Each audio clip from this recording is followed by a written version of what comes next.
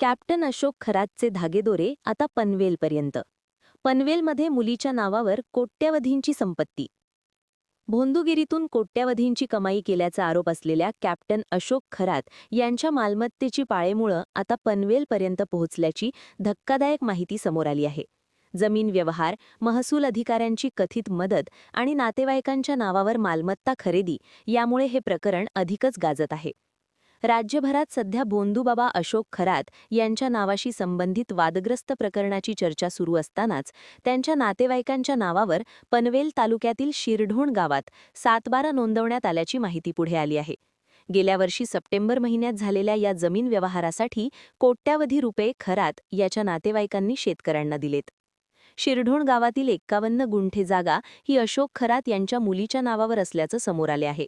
गेल्या वर्षी हा व्यवहार झाला असल्याची माहिती स्वतः शेतकऱ्यांनी दिली आहे.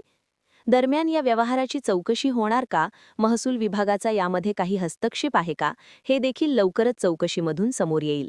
अशोक खरात आमचा एक एप्रिल मेच्या त्याच्यावर चर्चा झाली. इथे ते अलिबागला चालले होते, तेव्हा माझा भाऊ तिथं असतो रस्त्यावर. त्याला ते भेटले तर त्यांना विचारलं का बाबा तुमच्या इथे कुठे जागा आहे का. माझा भाऊ म्हणाला तुम्हाला किती पाहिजे, तुझं काय असेल तेवढे आपण घेऊ.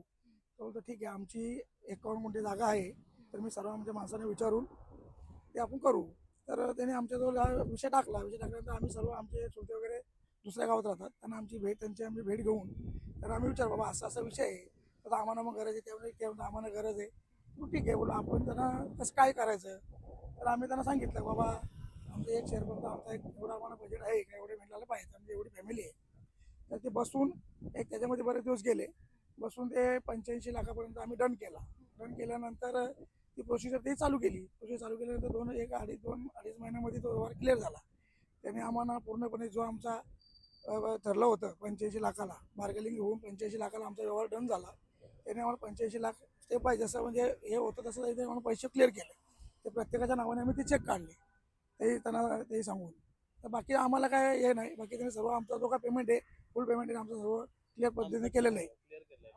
कारण आता ह्या गोष्टीला मला वाटतं एक 8-9 महिने झाले, कारण आता वर्षच मोलायला लागेल, कारण आता एप्रिल लगेच चालू होईल.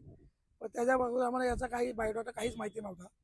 आणि दुसरी गोष्ट अशी का त्यांनी सांगितलं काय का मला जमीन घ्यायची, मला इन्व्हेस्ट करायचे असं त्यांनी सांगितलं. त्यामुळे आम्ही काय कारण आम्हाला पैशाची गरज असल्यामुळे आम्ही सर्वांना विचारून ती जमीन त्याला आम्ही सेल केली. तेव्हा इथे ते थांबले आमच्या स्टॉपवर, शिरढोण स्टॉपवर क्रांतिवीराचं स्मारक बघून. तर माझ्या भावाला तिथे भेटले, ते भावाला ते विचारलं, त्यामुळे तो आम्हाला समजलं बाबा याला जमीन घ्यायची.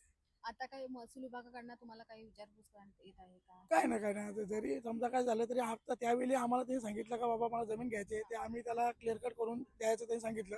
क्लिअर कट म्हणजे काय, त्यांना सांगितलं आम्हाला तुम्ही हे करा, आम्ही सर्व माणसाने घेऊन साहेब वगैरे तुम्हाला आम्ही देतो, आमचा पैसा आम्हाला क्लिअर करा. ते आम्हाला एकही रुपया आमचा न ठेवता ते आम्हाला पूर्णपणे पेमेंट केलेलं आहे.